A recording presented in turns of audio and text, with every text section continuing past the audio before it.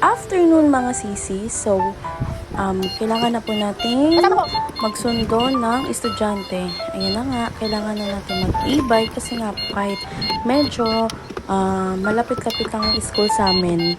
Kailangan pa rin sunduin kasi nga, syempre, for safety na rin ng mga estudyante natin. Kailangan na rin sunduin kasi gawa ng teacher. Yun ang required ngayon. So, kasama ko po ngayon si Ethan and si Yaji. Ay, nandito na nga po kami sa school at nakabili po kami ng masarap na kwek-kwek. At na po kami dito sa may likod. Waiting pa po kami kay Ate Allison.